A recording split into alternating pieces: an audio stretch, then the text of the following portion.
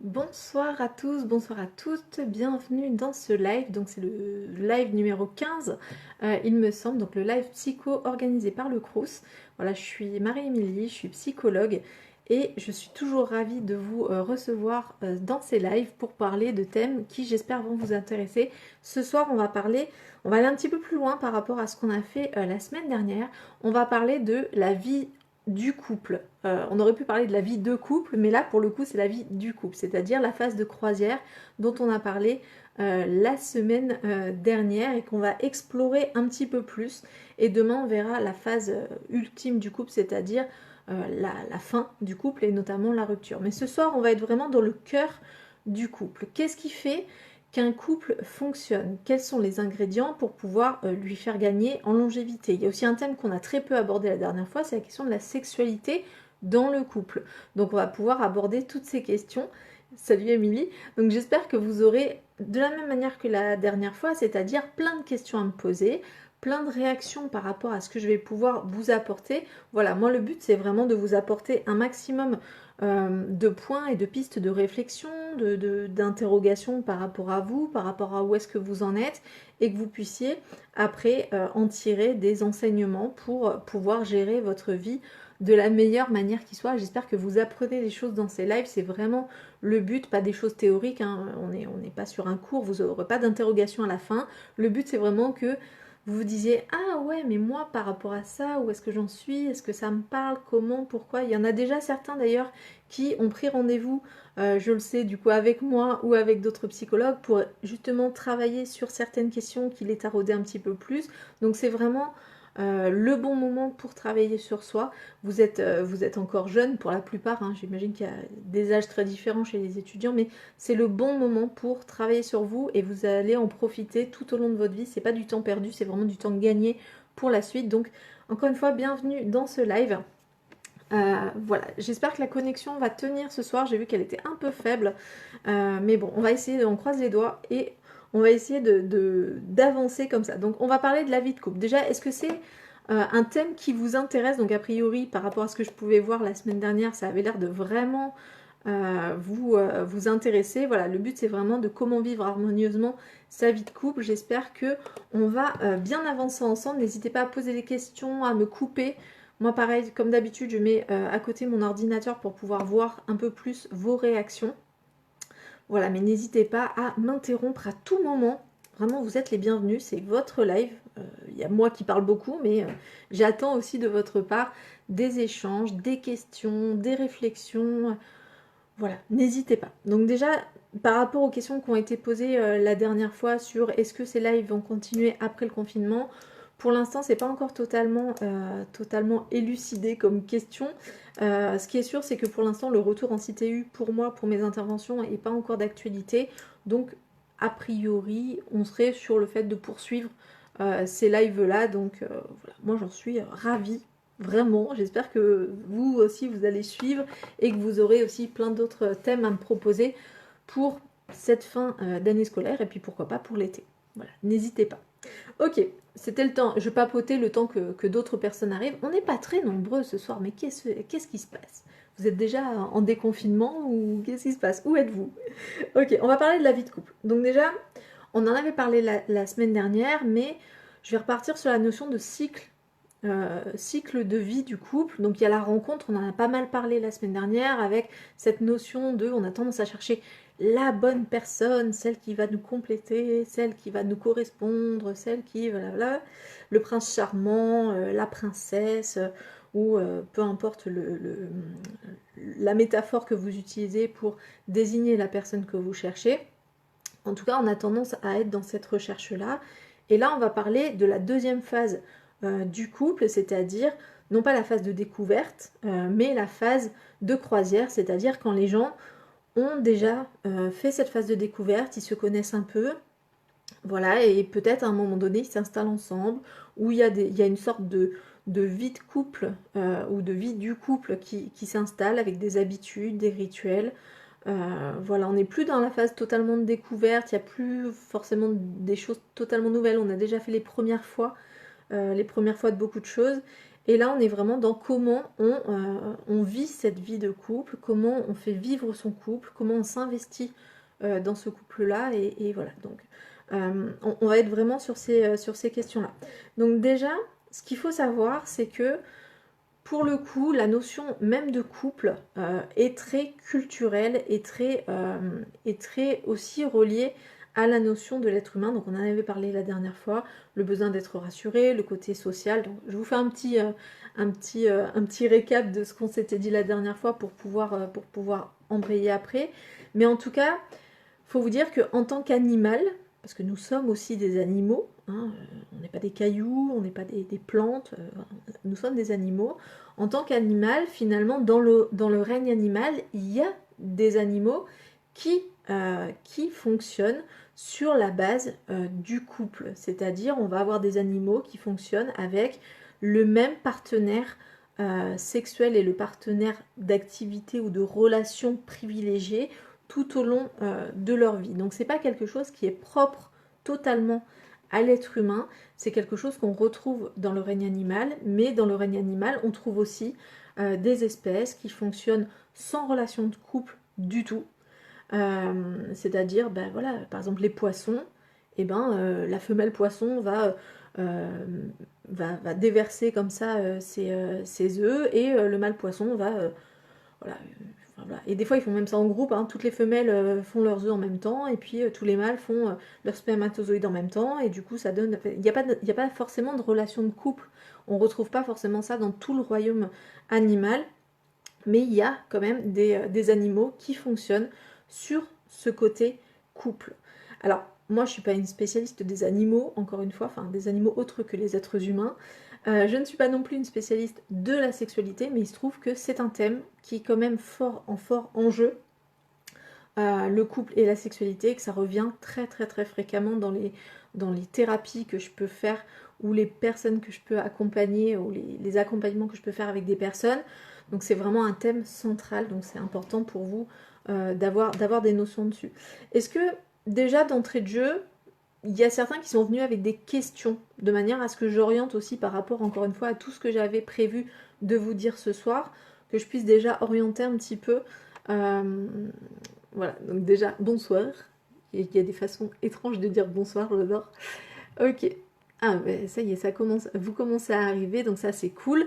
Donc, encore une fois, on va parler de la vie du couple. Donc, encore une fois, il y a cette notion dans notre société qui est très importante de couple, et comme si c'était logique et naturel de se mettre à deux et de gérer sa sexualité, sa vie, ses activités, le fait d'élever des enfants avec ce couple. On pourrait se dire finalement, ok, donc vu qu'il y a des espèces qui fonctionnent à deux et des espèces qui fonctionnent différemment, du coup, l'espèce humaine fonctionne sur le principe du couple. Eh ben, pas de manière si évidente que ça, puisque quand on regarde les travaux en anthropologie et en ethnologie, on va retrouver des sociétés qui ont été étudiées et qui ne fonctionnent pas du tout sur la notion de couple. Il y a par exemple les femmes d'un côté, les hommes de l'autre, et puis il y a des échanges à des moments particuliers et c'est pas forcément un problème. Ou alors des personnes qui vivent en communauté, il peut y avoir des échanges libres et c'est pas du tout un problème. Donc la notion de couple, encore une fois, gardez en tête qu'il y a quand même une notion qui est une notion sociale. En France, la notion de couple est prioritaire et on y accorde énormément d'importance. Est-ce que vous avez pris les questions qu'on avait mis à la fin du dernier live quand on n'avait pas eu le temps? Alors j'ai regardé vite fait à la fin du live, mais il y a peut-être des questions qui ont été rajoutées après. Donc pas forcément. Alors je me souviens qu'il y avait il y avait une question sur la jalousie, il y avait une question sur les ruptures, mais les ruptures, ça sera demain. Donc Émilie, si toi tu as une question particulière à poser ce soir, que tu avais posée dans le live précédent et que tu aimerais donner ce soir, redire ce soir, n'hésite pas à la remettre. Encore une fois, vaut mieux la mettre 2 fois que de ne pas la mettre du tout. Ok, donc par rapport à ce que je vous disais, finalement, gardez quand même en tête que l'histoire du couple, c'est la notion même de couple est un héritage. C'est-à-dire que on vous a transmis des valeurs, une idée sur ce qu'était le couple. Vous êtes finalement conditionné par la société pour être en couple et c'est quelque chose que vous avez appris. Si le couple est aussi important pour vous aujourd'hui, c'est parce que vous avez vu que c'était important dans les générations du dessus, que vous observez dans la société qu'il y a plein de situations où finalement quand on n'est pas en couple c'est compliqué. Je sais pas, si vous allez au resto tout seul, eh ben, peut-être qu'on va dire mais oui mais elle est tout seul, comme si être tout seul c'était grave. Si vous prenez une chambre d'hôtel tout seul, peut-être qu'on va se dire mais qu'est-ce qui se passe? Enfin bref, des situations comme ça, si vous arrivez non accompagné à un mariage, des fois ça peut être problématique aussi. Et en même temps, tout ce que je suis en train de vous dire là, c'est des choses qui évoluent au fur et à mesure du temps. C'est-à-dire que maintenant, c'est quand même peut-être beaucoup moins problématique qu'il y a quelques années, quelques décennies. Donc, gardez en tête, encore une fois, que c'est un phénomène social, le couple, et qu'il y a une valeur vraiment très sociale derrière. Donc, Émilie, je ne vois pas si tu me mets d'autres commentaires. Tac, tac, tac, tac, tac. Bon, pour l'instant, il n'y a pas d'autres commentaires. Donc, n'hésite pas encore, Émilie, à me remettre ta question au cas où je ne l'ai pas vue la dernière fois.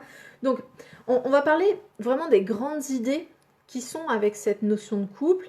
Et je vais vraiment les énumérer un peu sans les hiérarchiser, en fait, toutes les représentations sociales qu'il peut y avoir par rapport au couple. Donc, le côté, on va parler vraiment des problématiques que je peux retrouver en cabinet. Par exemple, le côté routine.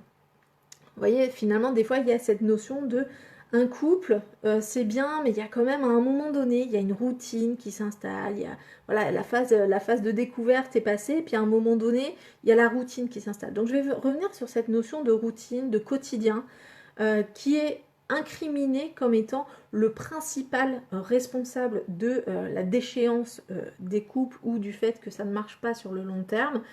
Donc, je vais revenir déjà sur cette notion de routine. Tous, nous avons des routines.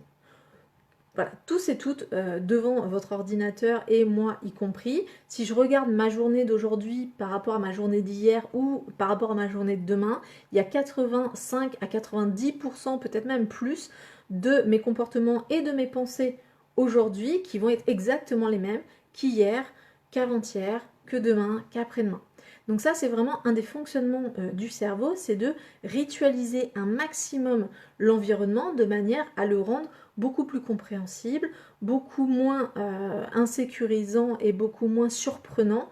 Et du coup, ça nous permet à nous de faire des économies d'énergie, de pouvoir aller beaucoup plus vite dans la résolution de problèmes. Bref, ça gagne en efficacité par la routine. Et donc, si ça marche à un niveau personnel, c'est-à-dire que si ça marche pour moi de routiner ma journée pour pouvoir être plus efficace, et bien en fait ça marche aussi dans le couple. On observe aussi ce phénomène dans le couple. C'est-à-dire que dans le couple, il y a deux personnes avec des routines très différentes et ils vont s'associer et vu qu'ils vont vivre ensemble, ils vont commencer à construire des routines communes. Alors parfois ça sera adopter les routines de l'un ou de l'autre et puis parfois ça sera créer des nouvelles routines qui sont des routines innovantes, inédites. Parfois c'est des routines que l'un ou l'autre faisait déjà dans ses couples précédents. Parfois, c'est des routines qu'on imagine normales ou classiques dans un couple. Par exemple, le fait d'avoir une sexualité le soir dans le lit, les choses comme ça. On se rend bien compte que dans la nature, c'est pas si carré que ça. Donc, on aurait très bien pu se dire, ben non, en fait, la sexualité, c'est le matin après le petit-déj, ou c'est à midi, ou c'est... Voilà. Mais en tout cas, il y a cette notion, cet ancrage social du fait que c'est dans un contexte particulier, il y a même des positions particulières, il y a un cadre, il y a un contexte, c'est très cadré. Je reparlerai à la fin de la sexualité, enfin je pense qu'on passera même une grosse partie de cette soirée sur la sexualité parce qu'on ne l'a pas du tout abordé la semaine dernière. Donc vraiment dans la notion de routine, dites-vous que c'est quelque chose qui vous aide à avoir l'impression que vous maîtrisez votre environnement et du coup dans le couple c'est un élément de stabilité. C'est-à-dire qu'au début, ce qui peut faire capoter un couple, c'est justement le manque de routine, le manque de rituel, le manque de cohérence finalement entre la vie de l'un et la vie de l'autre. Parce que si par exemple l'un des partenaires a l'habitude de se lever à 6 heures du mat et d'avoir une vie très active le matin et puis l'après-midi d'être dans la détente, ben peut-être que si l'autre est plutôt actif le soir et la nuit, mais du coup il se lève à 2 heures de l'après-midi, ça peut créer des incohérences qui peuvent faire capoter le couple parce que c'est il y a trop d'écart entre les deux. Donc les routines et l'installation de certaines routines, c'est une forme d'adaptation qui montre que quelque part, le fonctionnement de l'un et le fonctionnement de l'autre commencent à créer un fonctionnement commun et c'est très important. Donc il ne faut pas jeter les routines comme étant quelque chose de mauvais et qui va tuer forcément le couple. C'est aussi quelque chose d'important. Mais on verra aussi que finalement, choisir quelles sont les routines qu'on veut mettre en place et non pas voir celles qui se mettent en place de manière passive, et ben c'est aussi un choix. Et la plupart des gens qui vont faire une thérapie de couple, à un moment donné, le thérapeute peut leur proposer de choisir réellement, délibérément, des routines qui vont être plus stratégiques, qui vont permettre de consolider le couple ou de le mettre au travail et qui vont permettre vraiment de créer une vie de couple qui n'est pas subie mais qui est choisie. Alors j'ai vu qu'il y avait plein de questions, donc je m'arrête là et je vous lis. Donc Audrey nous dit, après routine n'est pas forcément synonyme d'ennui. Effectivement, là j'ai pas du tout parlé d'ennui.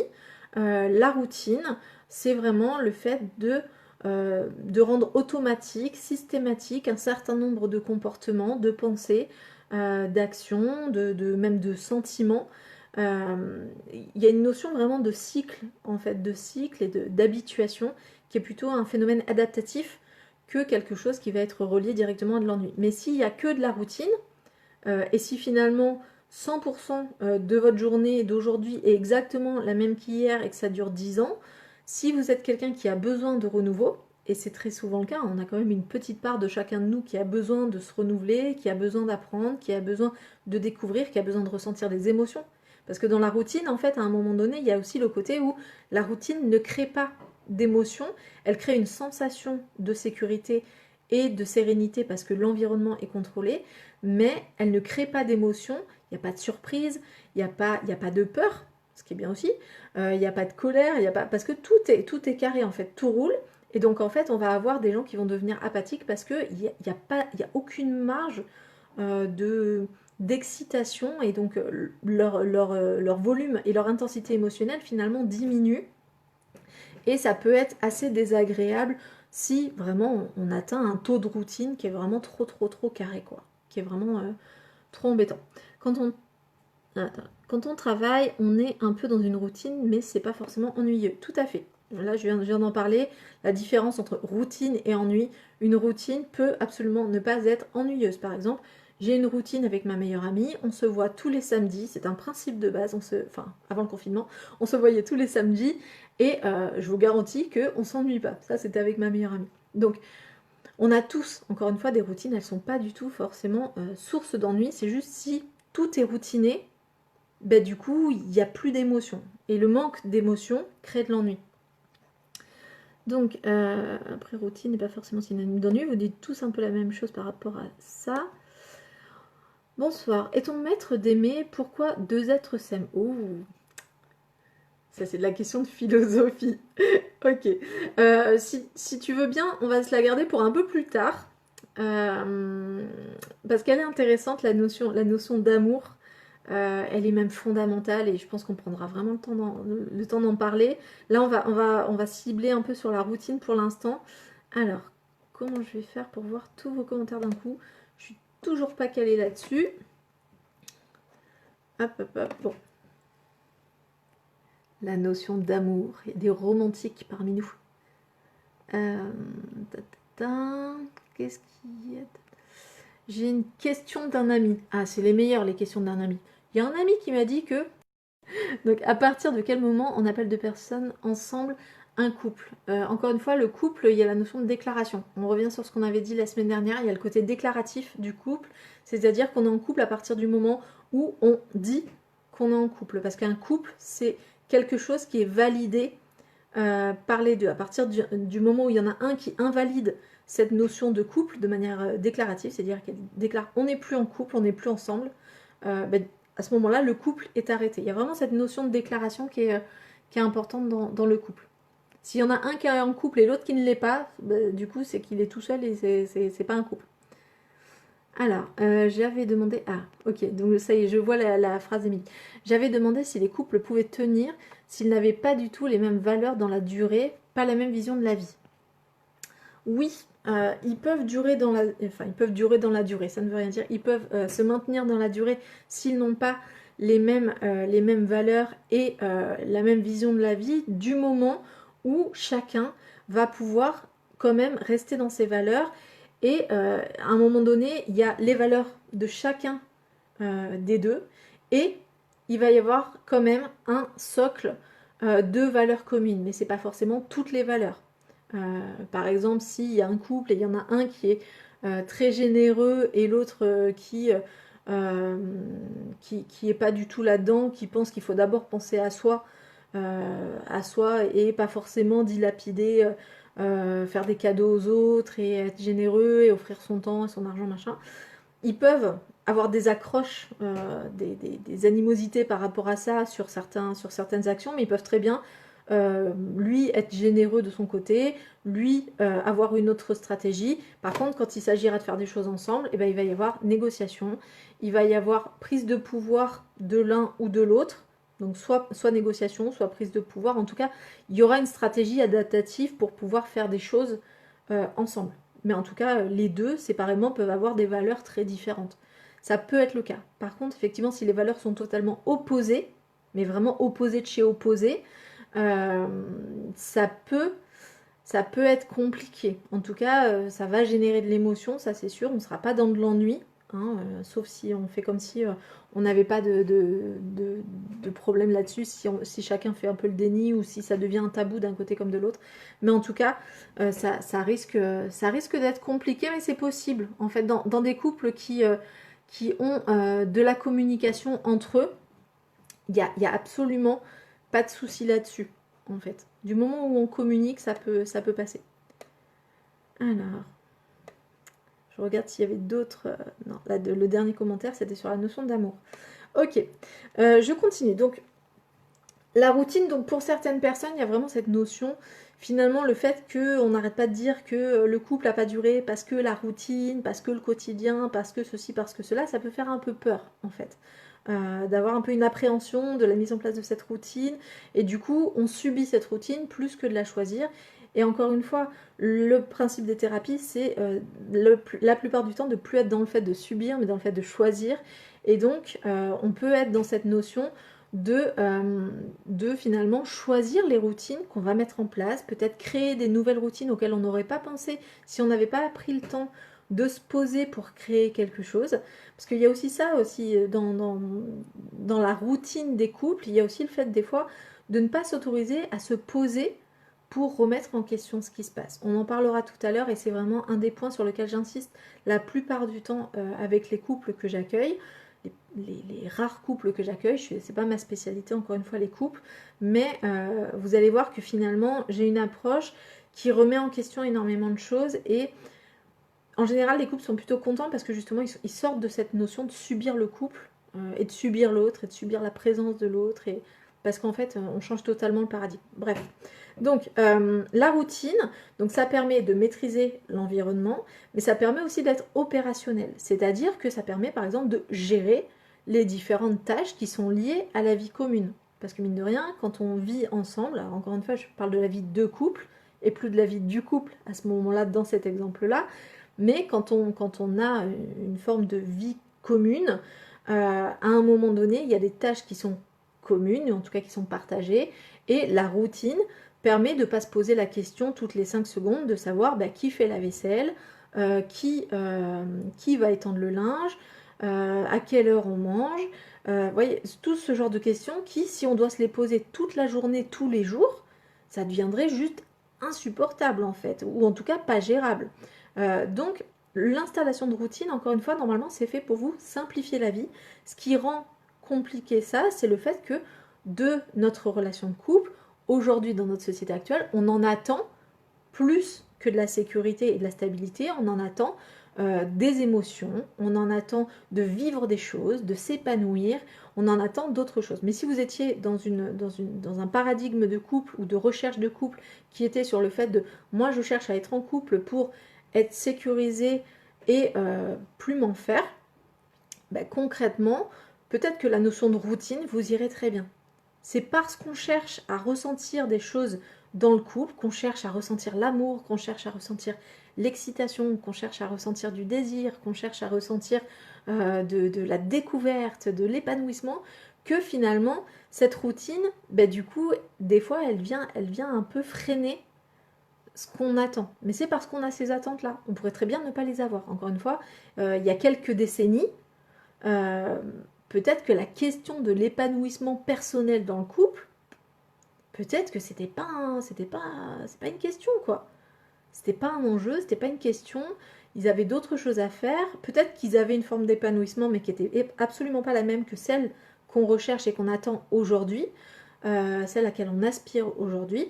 Donc, encore une fois, la routine, elle est faite pour nous aider à pouvoir dépasser des gérer une situation, à pouvoir sécuriser notre périmètre, hein, il n'y a qu'à voir, hein. Moi j'ai des enfants, ma routine c'est de ramasser tous les trucs qui traînent parce que bah, si mes enfants marchent en pleine nuit sur une petite voiture ou sur un Lego, et ben ça fait mal. Je ne sais pas si vous avez déjà marché sur un Lego en pleine nuit, ça fait super mal.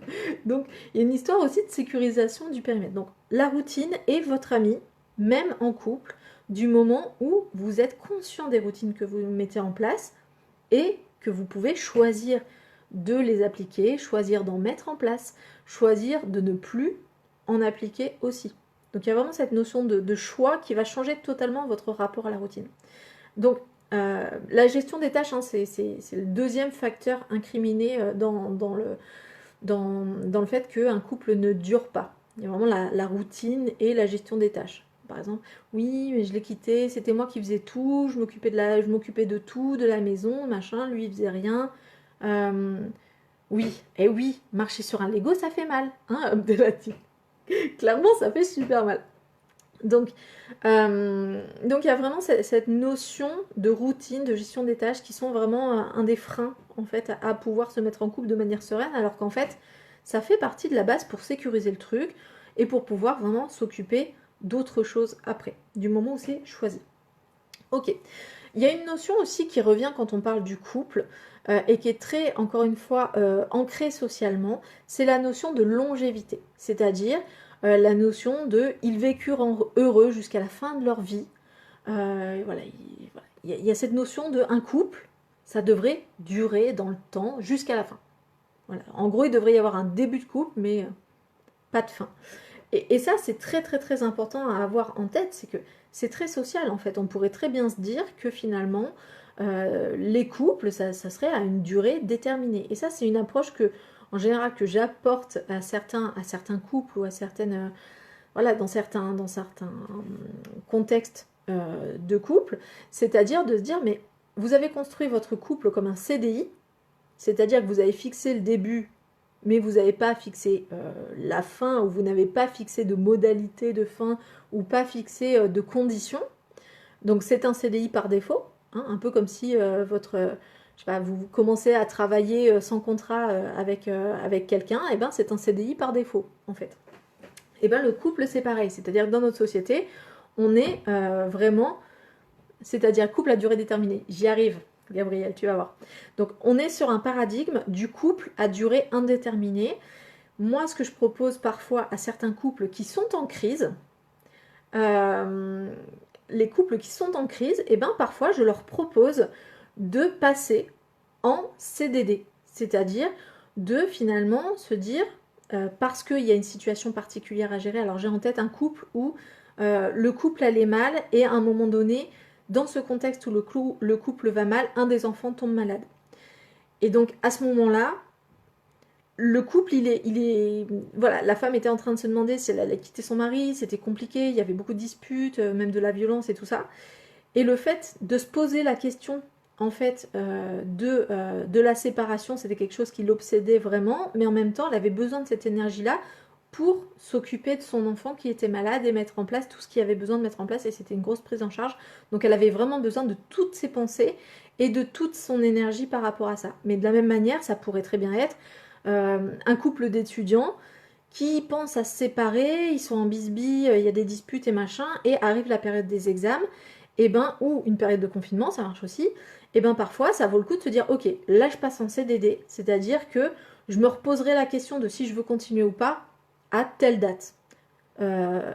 Et en fait, ça permet de différer la date où on va décider soit de renouveler, soit de se redonner une période donnée, une période, voilà, je me redis dans un an, voilà, ou soit on repart du coup sur un CDI. Ah ben maintenant je suis sûre, allez hop, on part sur du CDI. Parce qu'en fait le principe du CDI, alors c'est bien parce qu'il y a ce côté de longévité, mais vu qu'en même temps il y a plein de choses qui peuvent venir mettre fin au contrat, et ben du coup, en fait c'est vraiment comme un CDD et un CDI. C'est-à-dire qu'un CDI, vous pouvez l'arrêter à tout moment. Et il y a une période de préavis, mais vous pouvez l'arrêter à tout moment. Alors qu'un CDD, vous ne pouvez pas le rompre avant la date échéance. Donc ça permet vraiment des fois de cadrer dans certains couples où il n'y a pas d'urgence de se séparer. Ça permet de vraiment... il y en a qui cherchent un stage.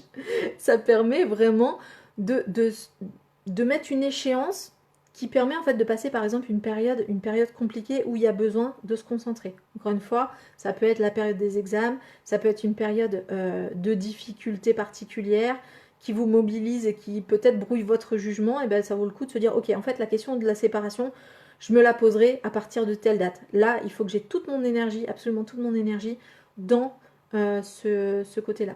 Il y a des couples aussi sur lesquels on va justement, s'il y a une période qui n'est pas vraiment une période de crise, mais qui est une période vraiment de questionnement, où on va instaurer le fait que pendant un certain temps, tous les matins, ils vont se dire s'ils poursuivent ou pas aujourd'hui.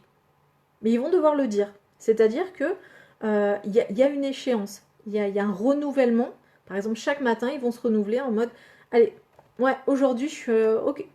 Ils vont se regarder le matin, comme ça, en se réveillant, ils vont dire, allez, aujourd'hui, on reste ensemble. Demain, on verra, mais aujourd'hui, vraiment, allez, c'est bon, on reste ensemble. Et en fait, ça donne la notion de renouvellement de l'engagement qui peut être assez intéressant, en fait. Oui, c'est un peu bizarre de comparer ça à être en couple, mais en même temps, on est sur un engagement mutuel. Donc en fait, on est exactement sur la même chose. Si tu savais, Gabriel, tout ce que je propose à mes patients, dernièrement, j'ai proposé à un patient de faire sa propre fiche produit. Donc, tu vois, on peut faire plein de choses en fait en psycho, le but c'est vraiment de trouver une métaphore qui permet de penser les choses un peu différemment. Je vous le ferai le coup de la fiche produit, je pense. À mon avis, il y en a certains, ça va les faire bien marrer, et surtout, ça va leur apprendre énormément de choses. Ok, je regardais les réactions. Euh, oui, ben oui, ça peut paraître étrange hein, de dire finalement c'est un CDD ou un CDI, mais en même temps, ça change en fait le rapport et ça change l'urgence.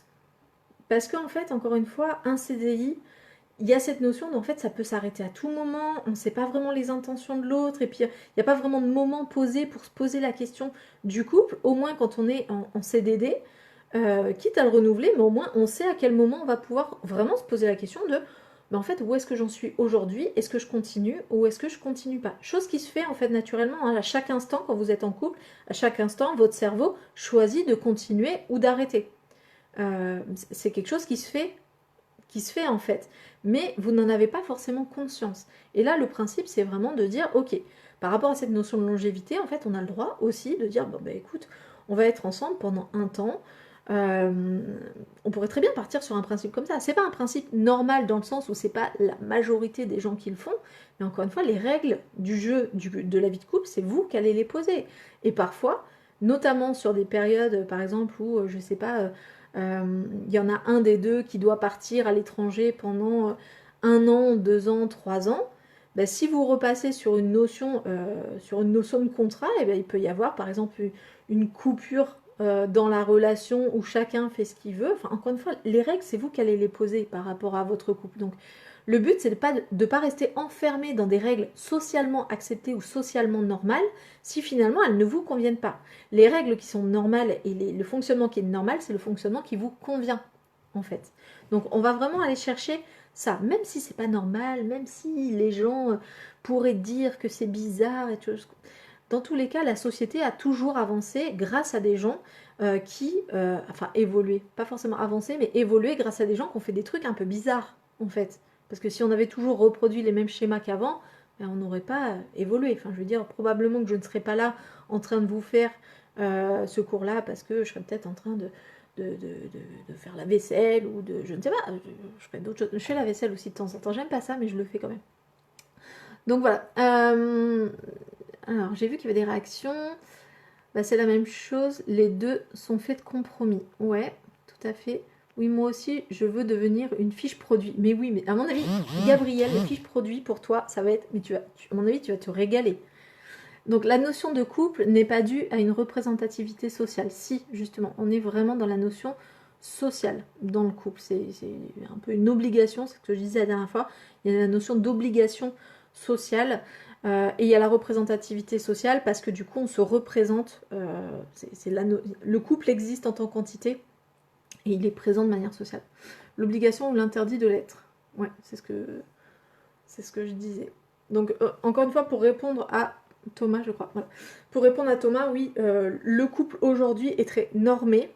Il a toujours été, hein, quelles que soient les sociétés, il y a des normes par rapport à la gestion de la relation intime et de la relation sexuelle aussi, parce que finalement il y a un lien aussi avec ça et la relation matrimoniale, parce que finalement le couple finalement a ces différentes casquettes là, ces différentes fonctions là, et du coup oui, il y a des codes et des normes qui sont propres à chaque société et qui évoluent au fur et à mesure du temps. Alors, il y a bien des personnes qui se mettent en couple avec d'autres gens pour se sécuriser ou pour avoir un apport affectif. Amis avec bénéfice, ouais. Alors, si c'est amis avec bénéfice et s'ils se définissent comme ça, du coup, ils peuvent aussi ne pas se définir en tant que couple. Du coup, Gabriel. Donc, on est vraiment là, encore une fois, dans du déclaratif. Donc, par rapport à cette histoire de longévité de couple, effectivement, c'est la norme, c'est ce qui se fait le plus souvent, mais si ça ne vous convient pas, et ça c'est à vous de vous poser la question par rapport à vous-même, si ça ne vous convient pas, il faut savoir que vous pouvez très bien proposer autre chose à l'autre, plutôt que de rester dans du flou, c'est-à-dire plutôt que de ne rien dire, et que l'autre ne sache pas si vous êtes en mode coup d'un soir ou relation courte durée, ou si vous voulez faire votre vie avec, ou si vous savez pas, hein, parce qu'il y a plein de fois où on ne sait pas, du coup ça vaut peut-être le coup de le dire ou de le demander. Ok, quelle est la nature de notre relation? CDI, CDD, contrat de vacation, remplaçant, peu importe, peu importe. Vous voyez, il peut y avoir plein de notions intérimaires. Je sais pas, ça pourrait être plein de notions comme ça. C'est toujours bien de briser la norme des fois. Oui, je sais pas si c'est toujours bien, mais en tout cas, il faut savoir que vous pouvez le faire. En tout cas, on est dans une société qui laisse quand même vachement plus de marge de liberté par rapport à ça, et pour lequel la notion de couple, s'il y a des notions qui elles, se rigidifient peut-être à certains endroits, la notion de couple est quand même quelque chose qui est de plus en plus flexible et ouvert aujourd'hui. Elle n'est pas totalement ouverte, on ne peut pas faire tout et n'importe quoi de manière codifiée et normale, mais vous pouvez très bien prendre votre part de responsabilité et pas subir la norme de ce que c'est qu'un couple et de ce qu'il faudrait faire et de comment ça devrait se passer. Prenez votre responsabilité aussi, et si c'est pas vraiment normal ou conventionnel, voyez avec l'autre si ça pose problème ou pas. Mais dans tous les cas, en termes de société, ne vous attendez pas à ce que les autres comprennent, que les autres vous suivent, mais peut-être qu'ils le feront aussi. Il y a vraiment la notion de sortir de la norme. La longévité du couple a souvent été traitée par Aminux dans ses musiques. Hein, comme...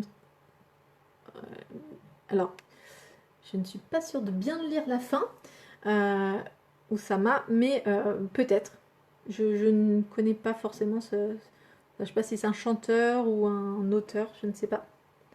Mais oui, peut-être. De toute façon, l'amour et le couple, c'est un des thèmes qui fait le plus couler d'encre et le plus chanter et le plus écrire et le plus produire de films. Parce que, encore une fois, on est sur quelque chose qui est émotionnel. Mais on pourrait très bien avoir un couple sans amour ou un couple sans sexualité. Encore une fois, le couple, c'est déclaratif. On est un couple à partir du moment où on dit être un couple. Même si les autres nous disent qu'on n'est pas vraiment un couple, en fait, on en est un à partir du moment où on décide qu'on en est un. C'est beau de parler de CDD pour une relation amoureuse. Ouais, mais en même temps, encore une fois, le beau ou pas beau, on est clairement dans la norme sociale. Ce qui te permet de dire si c'est beau ou pas, c'est ton rapport à la norme sociale. Moi, je trouve ça merveilleux, finalement, d'avoir un couple qui est capable, tous les matins, de se faire le point où est-ce qu'ils en sont et de se renouveler leur engagement mutuel, ou alors de se dire, bah là aujourd'hui je sais pas trop, c'est passé un truc hier, et vraiment, en fait ça permet de mettre des mots en fait, et de se positionner dans la relation. Alors je dis pas qu'il faut le faire à chaque instant, d'accord, mais si ces temps sont vraiment posés, par exemple, pour tout vous avouer, avec mon mari, de temps en temps, on se regarde, on se dit, on continue ou on s'arrête? Et il n'y a rien de plus beau et de plus agréable que d'entendre, bah ouais, on continue. Ça fait plaisir. Vraiment, ça fait plaisir. Donc la notion de CDD ou de CDI, encore une fois, c'est une métaphore. Mais ça vaut le coup peut-être de le laisser mariner. Peut-être qu'à un moment donné, ça peut vous sortir d'une situation où vous vous sentez engagé. Encore une fois, pensez à la théorie de l'engagement, hein. Il y a beaucoup de couples qui perdurent parce qu'ils sont engagés et parce que c'est difficile de se désengager d'un engagement qui n'a pas de fin, qui n'a pas de modalité de fin ou de temps de fin. Alors que, pensez à vos CDI et vos CDD, on est encore là-dessus. Des fois, quand c'est quelque chose de difficile, on arrive à le vivre parce qu'on sait qu'il y a une fin. Par contre, s'il n'y a pas de fin, on aura tendance à le faire traîner beaucoup plus longtemps. Donc, voilà. Vraiment, encore une fois, cette histoire de longévité, de CDD et de CDI, c'est une notion que je vous apporte là, que j'utilise très souvent en thérapie et qui est vraiment hyper intéressante, en fait. Voilà, on n'est pas obligé de vivre un couple et que le couple soit long dans le temps, en fait. On n'est pas obligé non plus qu'il soit intense, il n'y a aucune obligation. Un couple est un couple à partir du moment où il se déclare couple, quelles qu'en soient les modalités, en fait. Je ne parle pas du couple en termes légaux, hein. Ça c'est autre chose. Ok. La longévité aussi, qui est associée à ça, il y a aussi la notion de linéarité, qui peut donner la notion de routine, en fait. On est vraiment dans cette notion-là, c'est-à-dire qu'au moment où on s'engage, on est dans un certain contexte, dans un certain contexte social, contexte personnel, état d'avancement dans son parcours de vie, dans sa carrière, voilà, il y a quelque chose comme ça. Et puis, du coup, on s'engage et c'est pour la vie, ou sans fin fixe, donc en fait, c'est pour... on ne sait pas. Et du coup, il y aurait cette notion que finalement, le couple ne devrait pas bouger, en fait, ou il y aurait des choses qui ne devraient pas évoluer.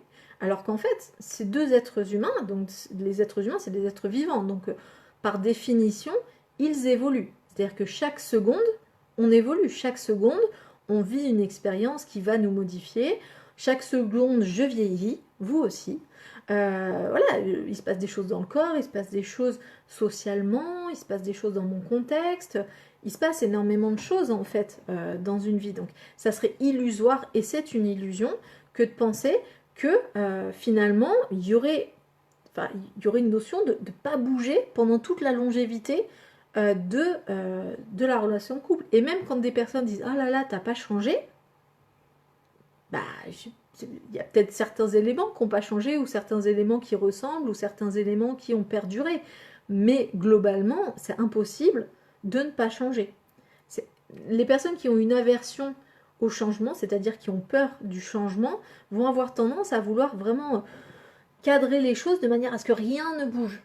Alors qu'en fait, on est obligé de bouger. Donc à un moment donné, ça vaut le coup justement de voir ça non pas comme une linéarité, c'est-à-dire comme un truc, comme une courbe fixe, une courbe droite, qui ne va pas avoir de fluctuations. Un couple, il y a des fluctuations. Il y a des moments avec des hauts, des moments avec des bas, des moments avec des très hauts, des moments avec des très bas, peut-être des moments de coupure. Il peut y avoir des courbes dans le couple qui croisent d'autres courbes. On n'en sait rien en fait. Il peut y avoir plein de configurations. C'est pas linéaire. C'est vraiment pas quelque chose. C'est pas un long fleuve tranquille. C'est vraiment. C'est une vraie vie en fait. Il y a des émotions, il y a des apprentissages. Parfois il y a des difficultés, parfois il y a des belles joies, il y a des investissements, on a un peu peur, et puis des fois, hop, on retourne en arrière. Donc la longévité, c'est un peu comme si, voilà, le couple tel qu'il est conçu au début, on est d'accord sur le fait que éventuellement il puisse y avoir la phase du début et le reste, mais comme si le reste était quelque chose d'un bloc qui ne bouge pas. Eh ben non, en fait. Mais par contre, la scission entre le début où on apprend à se découvrir et tout ça, et la phase de croisière, en général, on la retrouve vraiment dans la représentation des personnes. Alors, je regarde un peu. Ok. N'hésitez pas encore une fois si vous avez des questions, même si vous n'êtes pas d'accord, ça me va aussi. Je serais mal placée pour vous dire que je suis pas ok avec le fait qu'on soit pas d'accord avec moi, puisque je vous ai quand même assez souvent dit que c'était une bonne chose aussi de faire part de son désaccord, de faire preuve d'assertivité, de pouvoir parler en communication non violente. Donc pas de souci par rapport à ça. Si vous n'êtes pas d'accord avec ce que je dis, n'hésitez pas à le dire, tous les avis sont les bienvenus. Ok. En tout cas, dans cette notion de longévité ou dans cette notion de routine, il y a vraiment le côté où on cherche à se rassurer. On essaye de se dire, ok, j'ai besoin de sécurité, j'ai besoin de sécurité affective et de sécurité, j'ai besoin d'avoir l'impression que je maîtrise ma vie et mon environnement, et du coup l'engagement que je prends avec une personne en me mettant en couple avec cette personne, une fois la phase de découverte passée, une fois qu'on est dans la phase de croisière, eh bien je vais me rassurer mentalement en me disant que ça va durer et que je vais pouvoir construire des projets, des choses comme ça, mais qui vont rester dans une certaine linéarité, certains processus un peu linéaire d'évolution normale. Et en fait, j'essaye juste de me rassurer parce qu'en fait, concrètement, ce qui va se passer demain, on n'en sait rien.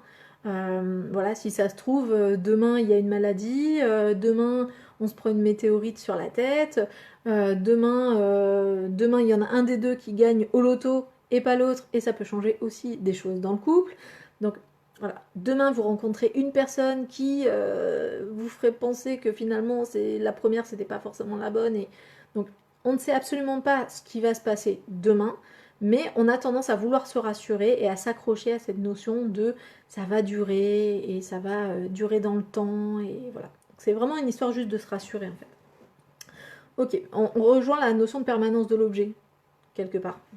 Ok, maintenant j'aimerais aborder, comme je vous disais, j'ai pas forcément de lien et de transition entre les différents sujets, mais j'aimerais aborder avec vous un sujet, vous allez me dire si ça vous intéresse, mais c'est la notion de la jalousie. Donc déjà, dites-moi si ça vous intéresse qu'on parle de ce sujet. Si ça vous intéresse pas, on n'en parle pas. Mais dites-moi si ça vous intéresse qu'on parle de ce sujet-là, qui est encore une fois très évoqué dans le cabinet. Il y a même des gens qui viennent consulter juste parce qu'ils sont jaloux, ou en tout cas ils se définissent comme jaloux et ils ont besoin de travailler sur ça, ils ressentent le besoin de travailler sur ça, ou alors on leur a dit qu'ils avaient besoin de travailler sur ça. C'est deux approches un peu différentes.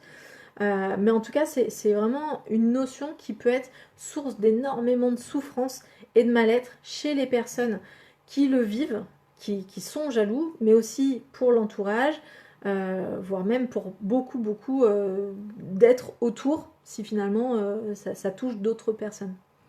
Alors, je suis bien d'accord, super intéressant, oui, pourquoi pas. Bonsoir d'ailleurs, ben oui, bonsoir, ça m'intéresse. Est-ce que c'est sain d'avoir aucune jalousie des deux côtés? Bah, ça dépend en fait. À chaque fois, je vous réponds la même chose, ça dépend, parce que ça dépend vraiment des configurations à chaque fois. Pour le coup, la jalousie, c'est un phénomène qu'on observe très fréquemment et qui vient se mettre encore plus présent dans le couple parce qu'on met des gros enjeux sur la longévité du couple et sur le fait que l'autre nous appartient. Il y a vraiment cette notion de propriété à un moment donné qui peut se jouer, d'engagement mutuel. Donc on s'est engagé, on fait confiance, donc on se livre, donc il y a de l'intimité.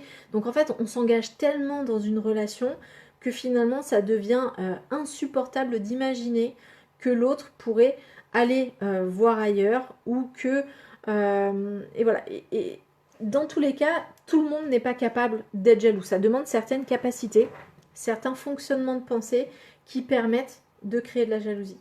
La jalousie, en termes de profil de personnes qui sont jaloux en général, on a des profils plutôt anxieux, c'est-à-dire des personnes qui doutent énormément, qui ressentent des sensations assez douloureuses dans leur corps par rapport à certaines émotions. On est surtout sur des gens qui, clairement, effectivement, n'ont pas confiance en l'autre, ça c'est ce qui est souvent reproché, mais surtout n'ont pas confiance en eux. C'est-à-dire qu'il y a énormément de personnes jalouses, quand on creuse un petit peu, en fait, c'est pas tant qu'elles ont pas confiance dans l'autre, elles sont même capables de vous dire non mais en fait j'ai confiance en l'autre, je sais que lui il veut pas me tromper et tout, mais j'ai pas confiance dans les autres autour, des fois ça arrive. Et puis quand on creuse un peu, finalement on se rend compte qu'en fait c'est des personnes qui n'ont pas assez confiance dans leur capacité à être aimables, à être aimées, à être désirées. Donc en fait, elles n'ont pas forcément un problème avec l'autre, elles ont un problème avec elles-mêmes à la base. C'est-à-dire qu'elles ne s'aiment pas suffisamment, elles n'ont pas assez confiance dans leur capacité pour pouvoir penser que si quelqu'un d'autre passait près de là, l'objet de leur affection, donc leur amoureux, leur amoureuse, finalement préférerait la nouvelle personne. Donc très souvent en thérapie, quand les gens viennent travailler sur la jalousie, on travaille très très souvent sur leur confiance en eux. Et une fois qu'on travaille sur leur confiance en eux, une des questions que je leur pose d'ailleurs au début, c'est imaginons que vous ayez confiance en vous. Comment vous seriez par rapport à ce sujet-là? Et très souvent, les personnes me disent, en fait, si j'avais vraiment confiance en moi, en fait, le fait qu'il préfère être avec quelqu'un d'autre ne me gênerait plus, parce que je trouverais ça normal, en fait, s'il préfère quelqu'un d'autre, qu'il aille avec quelqu'un d'autre. Et moi, je sais que finalement, je préférerais ne pas être avec lui s'il préfère être avec quelqu'un d'autre, et je serais très bien toute seule. Ou tout seul. Je vous dis toute seule parce que souvent la jalousie, les personnes qui viennent me voir en cabinet, c'est très souvent des femmes, mais il y a aussi des hommes qui viennent féminine et masculine dans le contexte social qu'on vit aujourd'hui n'est pas du tout codifié de la même manière. On n'est pas du tout sur les mêmes expressions de la jalousie. Et voilà, je ne sais pas si vous voulez qu'on en parle un peu. Mais en tout cas, il y en a qui pensent qu'ils devraient travailler sur la... Quelle différence entre jalousie et possessif?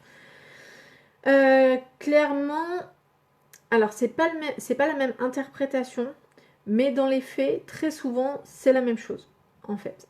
Quand on creuse un peu, c'est pas la même histoire qu'on se raconte par rapport à ce qui est en train de se passer.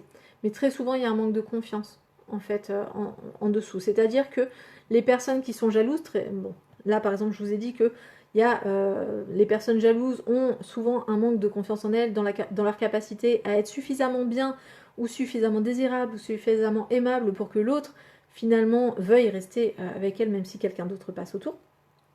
Dans l'histoire de la possessivité, quand dans un couple on dit oui mais tu es possessif, souvent c'est parce que ça s'exprime un petit peu différemment.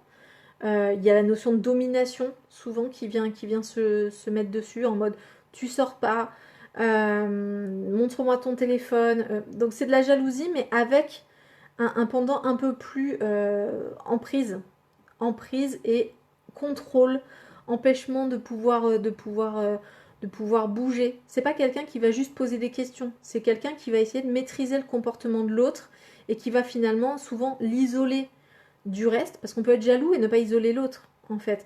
Dans la notion de possessivité, c'est j'ai tellement peur que l'autre aille ailleurs parce que ça voudrait dire que je suis pas assez bien pour pouvoir le garder ou pour pouvoir l'intéresser, que finalement je vais le mettre sous contrôle, je vais le garder pour moi, de manière à ce que personne ne puisse l'approcher, ne puisse me le prendre, en fait.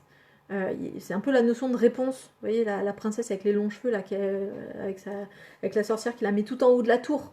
En fait, c'est exactement ça. C'est-à-dire que le possessif, la jalousie avec de la possessivité, il va y avoir une notion d'isolement. C'est-à-dire, à un moment donné, c'est pas que j'imagine ou je ressens que c'est ma chose. C'est qu'en fait, ça serait tellement insupportable que cette personne parte qu'en fait, du coup, je la contrains à rester.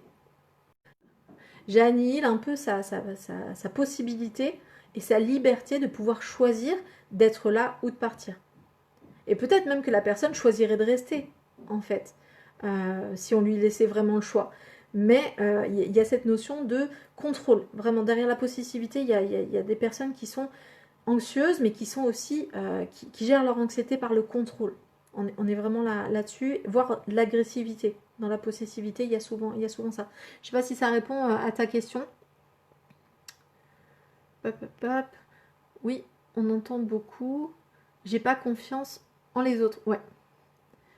Ça en fait, c'est quand les gens disent non, mais moi j'ai confiance, par exemple, en mon mec, mais j'ai pas confiance dans les autres filles. En fait, c'est une façon de se raconter les choses de manière à ce que ce qu'elles ressentent et ce qu'elles pensent soit logique. C'est-à-dire que elles savent qui elles ont en face. C'est-à-dire que dire j'ai pas confiance en lui, c'est pas la même chose que dire j'ai pas confiance dans les autres. Parce que là, du coup, on n'est plus sur un jugement de la personne. Mais pour la personne qui se retrouve à entendre ça, concrètement, il dit, oui, mais en fait, tu me fais pas assez confiance pour pouvoir résister à des filles si elles voulaient m'approcher, en fait. Donc, en fait, t'as pas confiance en moi. Mais si on creusait encore un peu plus, finalement, on trouverait que la personne n'a pas confiance en elle-même. C'est-à-dire, en gros, t'as pas assez confiance en toi pour penser que t'es suffisamment bien pour que j'ai envie de rester avec toi si quelqu'un passait.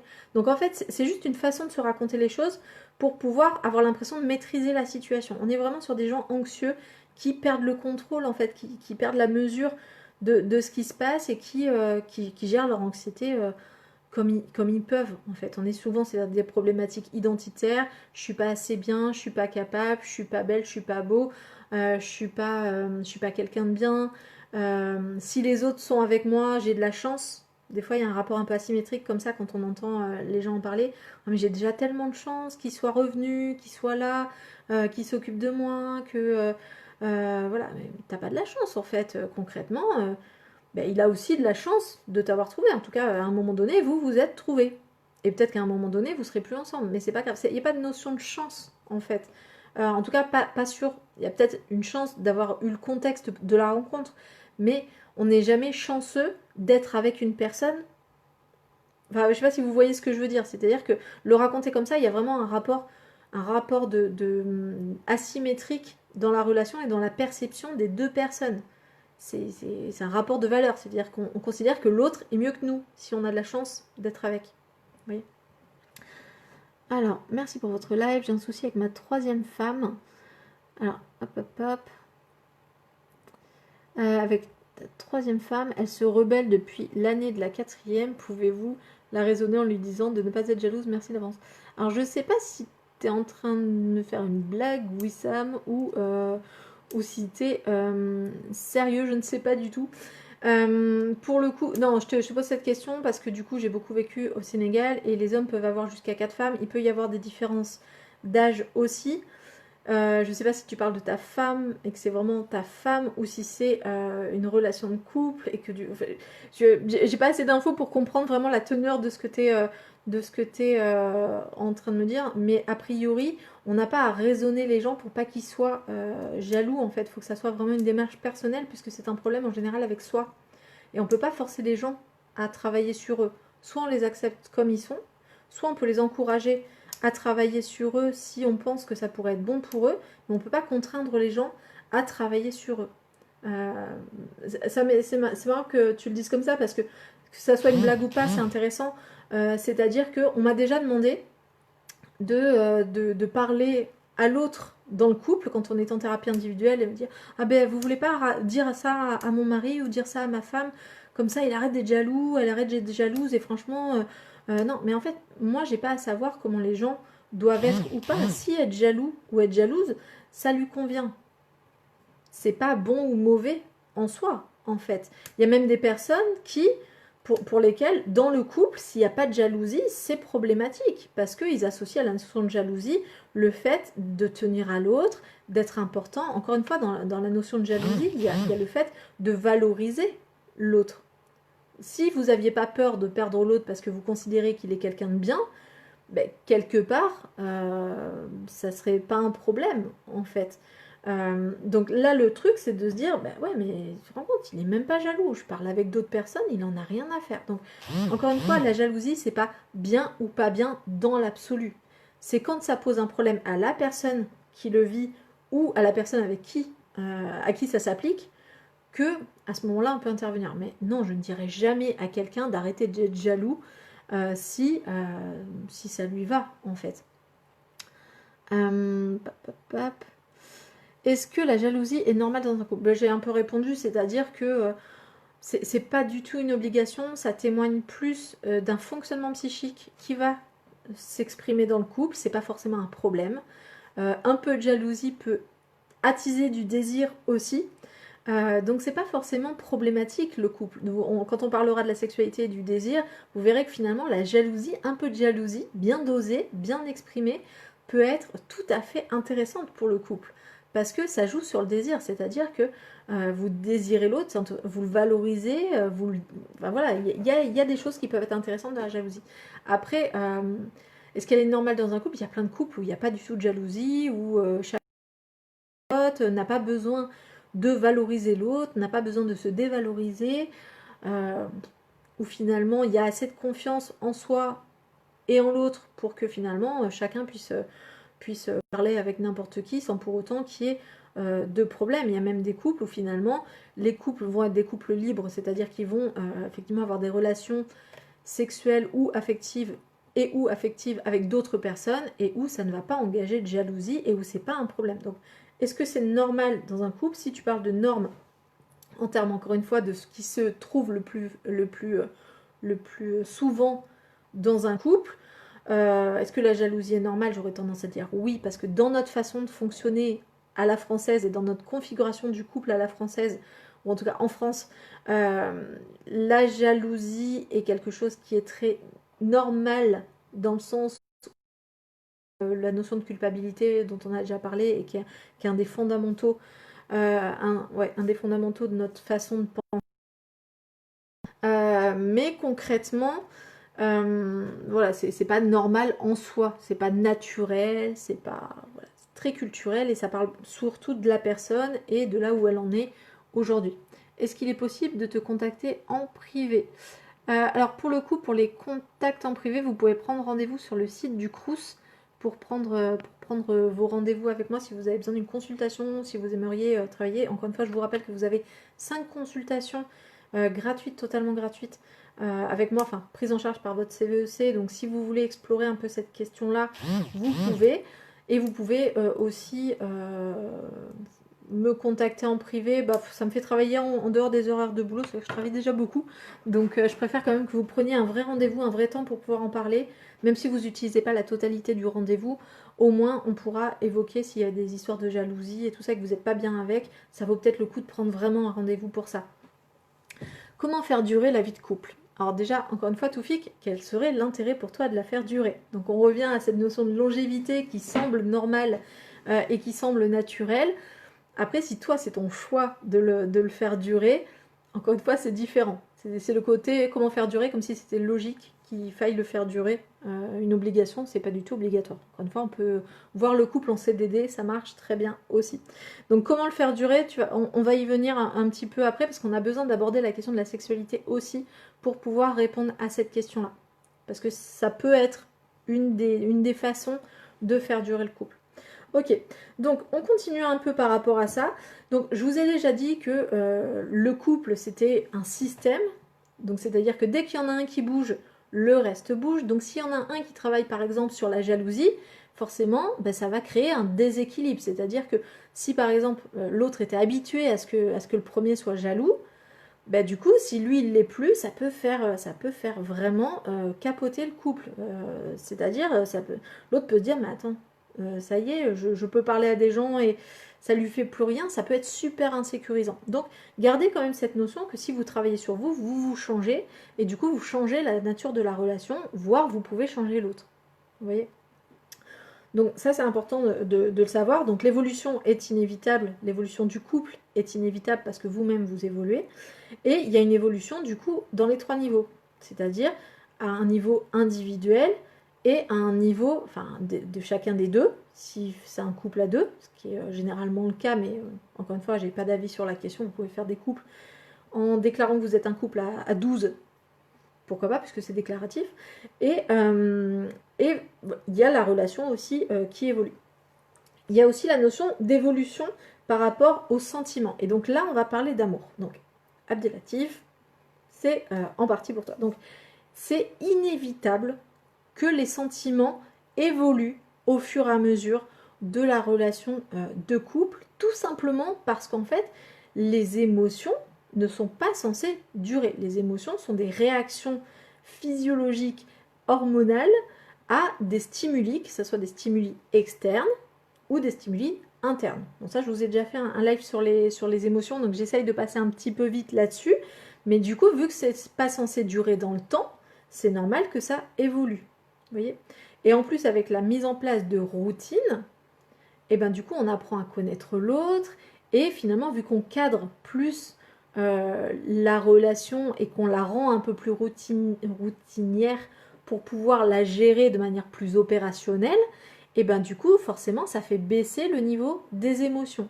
Donc ça fait baisser le niveau de surprise, le niveau de découverte. Alors, c'est pas des émotions, hein, mais voyez bien qu'il y a des... Enfin, si la surprise est une émotion, mais la découverte n'en est pas une, par exemple.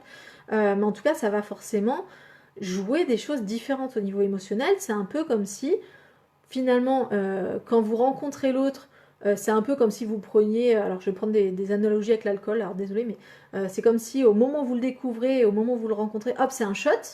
C'est un truc super fort et tout ça. Et puis, au moment de la découverte, vous commencez à goûter différents cocktails avec des jus de fruits, avec différents assortiments, différents trucs. Vous voyez différentes facettes de sa personnalité. Pour ceux qui se souviennent de ma métaphore sur le diamant, je vous ramène à cette métaphore-là. Et puis, à un moment donné, on arrive à trouver les facettes avec lesquelles on est plus à l'aise, sur lesquelles on va pouvoir construire vraiment la relation. Les facettes aussi qu'on va vouloir éviter parce qu'elles nous plaisent moins. Et dans ce cas-là, à un moment donné, on va routiner donc la relation et il y aura moins besoin d'un niveau intense d'émotion pour pouvoir garantir la relation. Donc forcément, là, vous allez commencer à diluer votre cocktail. Vous voyez, donc ça va être moins fort émotionnellement, mais en même temps, ça peut vous donner quand même un niveau d'alcoolémie. Elle est terrible, ma métaphore ce soir. Je ne sais même pas pourquoi je vous parle de ça. Mais en tout cas, ça va vous donner un niveau d'alcoolémie qui est plus ou moins constant, mais du coup plus bas que celui du début, du shot du début. Vous voyez, le coup de foudre. Le coup de foudre, c'est intense. Les premières fois, c'est intense aussi parce que c'est tout nouveau, il y a de la surprise, il y a de l'adrénaline, il y a de la peur, il y a énormément d'émotions qui peuvent se jouer à ce moment-là. Heureusement que vous ne ressentez pas chacun de vos baisers comme le tout premier, par exemple. Enfin, je veux dire, ça serait ingérable au quotidien. Ça serait une tempête émotionnelle trop intense, en fait, pour un être humain, concrètement.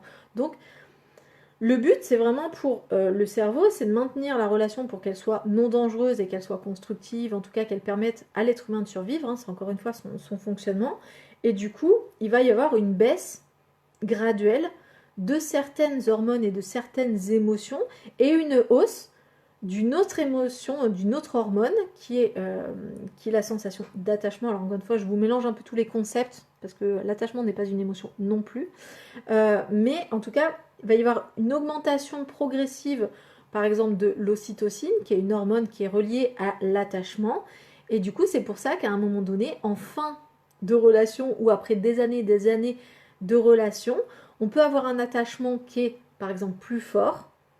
Et par contre, un niveau d'adrénaline par rapport à la présence de l'autre qui est, par exemple, plus faible. Voilà. Donc, le cocktail, il change. Et il y a des événements dans la vie du couple qui vont remettre de l'émotion et qui vont refaire des pics. Par exemple, pour ce couple-là, le fait que leur enfant soit malade, ben, quelque part, c'est venu perturber le cocktail émotionnel de base qui était compliqué en ce moment parce qu'ils étaient en crise. Mais en tout cas, ça vient, tous les événements que vous allez vivre vont créer des réactions chez vous qui vont modifier ce cocktail. Donc, oui, il y a une évolution des sentiments et de l'amour, mais quelque part, heureusement. Encore une fois, si tous les jours vous ressentiez, et à chaque instant vous ressentiez le coup de foudre comme au début, si vous avez ressenti un coup de foudre, ça serait déjà fort. C'est ce que les gens ressentent un peu quand ils sont dans des relations fusionnelles, c'est-à-dire qu'ils gardent, la relation fusionnelle fait qu'on garde un niveau émotionnel très élevé, c'est-à-dire avec des dents de scie au niveau émotionnel, c'est-à-dire des moments où on s'adore vraiment et c'est fusionnel, c'est beau, c'est charnel, c'est passionné, et puis l'instant d'après, c'est tout aussi passionné, mais en mode bad trip, c'est-à-dire avec de l'agressivité, de la violence, du sentiment d'abandon, des choses comme ça.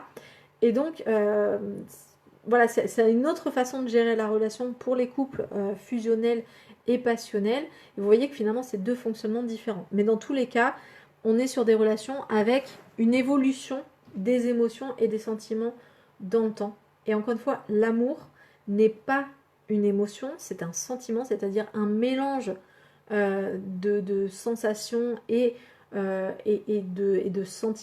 d'émotions, pardon. Mais la composition exacte de ce sentiment d'amour n'est absolument pas figée. C'est-à-dire que des personnes âgées qui s'aiment, on peut appeler ça de l'amour. Des ados ou des enfants qui s'aiment, on peut appeler ça de l'amour. Voilà. Dans tous les cas, on pourra mettre le mot d'amour, mais le cocktail sera différent. Plutôt dosé en ocytocine, ou plutôt dosé en adrénaline, ou plutôt dosé en testostérone, ou plutôt dosé... Le cocktail hormonal sera différent, mais on pourra toujours mettre le mot d'amour. C'est un peu comme si le mot d'amour, c'était une grande catégorie, en fait, dans laquelle on va mettre énormément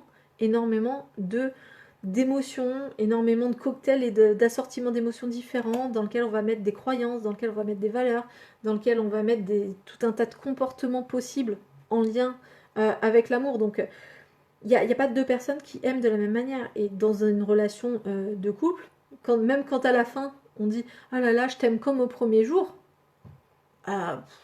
c'est peut-être pas exactement la même chose. Par contre, on peut ressentir de nouveau, à un moment donné, l'émotion s'approchant éventuellement de ce qu'on se souvient avoir ressenti au premier jour. Mais ça sera difficile d'avoir exactement la même composition de cocktail, tellement c'est très aléatoire en fait. C'est très très très relié à comment on est à ce moment-là, notre façon de fonctionner à ce moment-là et le contexte en fait. Ok, est-ce qu'il y a des questions par rapport à ça? Je vous vois plus vraiment... Ah mais si, je vous vois sur l'ordinateur réagir, mais pas sur mon téléphone. Alors, donc, je m'étais arrêtée. Alors, comment faire durer la vie de couple? Encore une fois, j'ai dit que j'allais répondre après. Il y a déjà des petits éléments hein, quand même de réponse. Donc, la jalousie n'est pas forcément malsaine. Non, absolument pas. Elle peut être tout à fait saine. C'était pour la prise de rendez-vous, car je ne sais pas comment prendre rendez-vous avec toi précisément, car tu n'es pas la psychologue de ma fac. Ah et oui. Bah oui, je suis la psychologue qui est sur Aix. Voilà, donc en ce moment, pendant le Covid, j'accueille aussi les personnes de Marseille, mais là, ça va changer parce qu'ils ont trouvé un organisme pour faire cette prestation-là sur Marseille. Donc ça va changer. Et sinon, bah, j'exerce en libéral et dans une association. Donc, si c'est vraiment moi avec qui tu veux discuter, bah, dans ce cas-là, il faut passer soit par l'association, soit par un autre moyen. Après, c'est vrai que j'évite quand même de trop faire des consultations en dehors de mon temps de consultation parce que sinon, vous êtes tellement nombreux que je m'en sortirai pas vraiment. Donc, je fais attention quand même à ça. Donc, j'ai été avec quelqu'un dont j'aimais profondément la petite chienne. Il s'est montré d'une violence inouïe parce que j'avais, selon lui, passé trop de temps à balader la chienne. Ce motif ne peut raisonnablement pas être le précurseur d'une telle violence, car on doit avoir des racines profondes dans son espace. C'est un peu long, mais je vois qu'il y a des histoires de violence.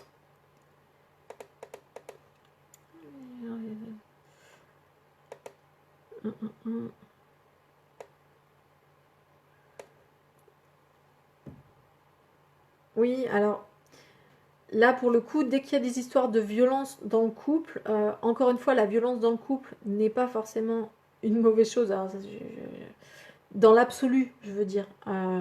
C'est vraiment la question, c'est est-ce que ça vous convient ou pas? Alors bien sûr, il y a la question de la légalité aussi, parce qu'il y a quand même un certain nombre de comportements qu'on n'a pas le droit en France de faire. Donc il y a quand même un cadre légal par rapport à ça qui est fait pour protéger les individus, d'eux-mêmes ou des autres. Donc ça c'est important de le savoir. Et tout ce qui est violence sur les animaux, il me semble qu'il y a un cadre légal aussi par rapport à ça. Encore une fois, je ne suis pas spécialiste des animaux, mais il me semble qu'il y a un cadre légal par rapport à ça aussi. Donc tu peux peut-être regarder par rapport à ça. Mais en tout cas, quelqu'un qui est capable d'être violent par rapport à des animaux, ça veut dire qu'il est capable d'être violent en fait. Ça veut dire qu'il y a de la violence en lui. Ça veut dire qu'il y a de l'agressivité, c'est-à-dire qu'il y a quelque chose qu'il n'arrive pas à gérer. Et en tout cas, c'est que c'est un comportement qui est possible. Donc ça vaut le coup quand même aussi, toi, de te protéger si tu es avec quelqu'un dont tu vois des actes violents à l'extérieur. Et encore une fois, ça peut être de la violence sur les animaux, ça peut être de la violence sur de la violence verbale ou de la violence même sur des objets. Pourquoi pas des actes de violence comme ça. Ça vaut le coup quand même de se protéger aussi soi et de faire attention à toi si c'est quelque chose qui ne te convient pas.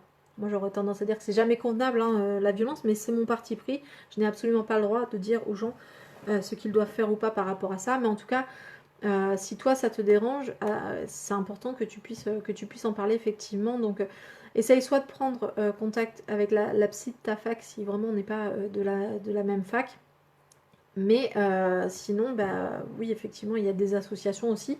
Mais si tu as besoin de poser des questions et qu'on en parle, il n'y a pas de problème par rapport à ça. Alors, Amandine, bah bonjour Amandine.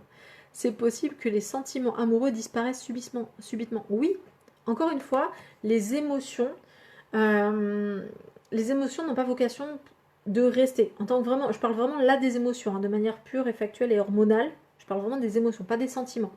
Ce qui fait qu'on appelle ça sentiment, c'est le fait que certaines émotions ou certains cocktails hormonaux nous sont servis régulièrement.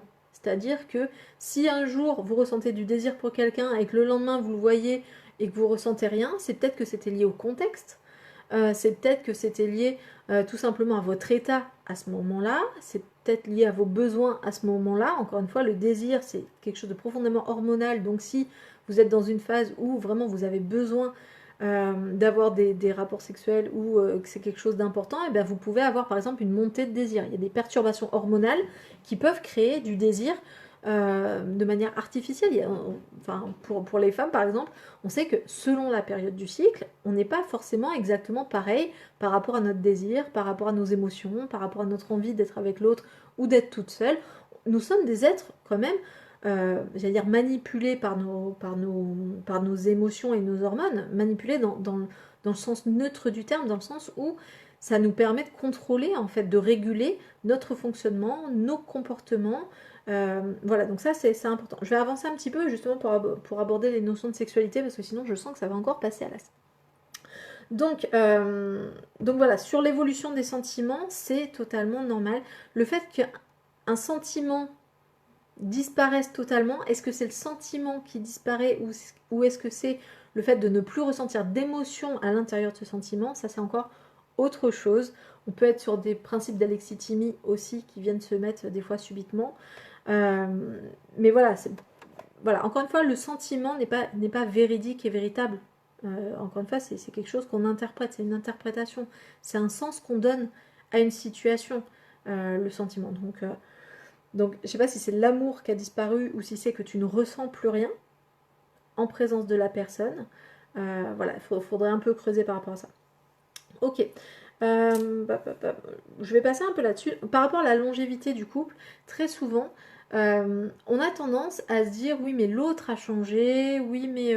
Ou alors, moi j'ai changé, il est plus vraiment la personne que j'ai envie d'avoir dans ma vie. Voilà, je me rends compte que c'est pas vraiment ça que je veux, mais en tout cas, on est toujours en train de regarder, à faire le focus sur l'autre, comment il est, et, le fait qu'il corresponde ou pas à nos besoins et nos attentes. On est encore dans ce truc-là de la bonne personne qui peut venir à n'importe quel moment du couple. Moi, je vous invite vraiment à vous demander, mais est-ce que vous êtes la personne que vous avez envie d'être dans un couple? C'est-à-dire, est-ce que vous êtes assez intentionné? Est-ce que vous êtes ouverte? Est-ce que vous êtes est-ce que vous plaisez? Est-ce que voilà, de pas attendre en fait de l'autre qui vous serve votre cocktail, de pouvoir dire ok, est-ce que comment déjà moi je suis par rapport à moi? Est-ce que je suis totalement cohérente entre ce que j'ai envie d'être dans un couple et ce que je suis en train de proposer à l'autre? Vraiment de chercher en fait de la cohérence et d'être déjà celle qu'on a envie d'être, la personne, je dis celle mais ça peut être ceux que vous avez envie d'être, mais en tout cas déjà de se correspondre à soi-même.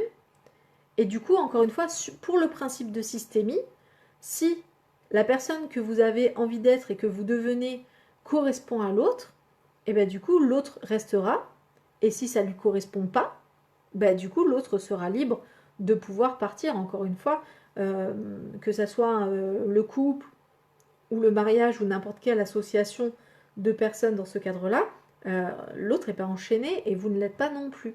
Donc, plutôt que de tourner en rond en mode ah là là, mais j'aimerais tellement qu'il change, qu'il soit plus attentionné, qu'il ait envie de s'engager ou que ceci ou que cela, demandez-vous si vous êtes totalement la personne que vous avez envie d'être en couple.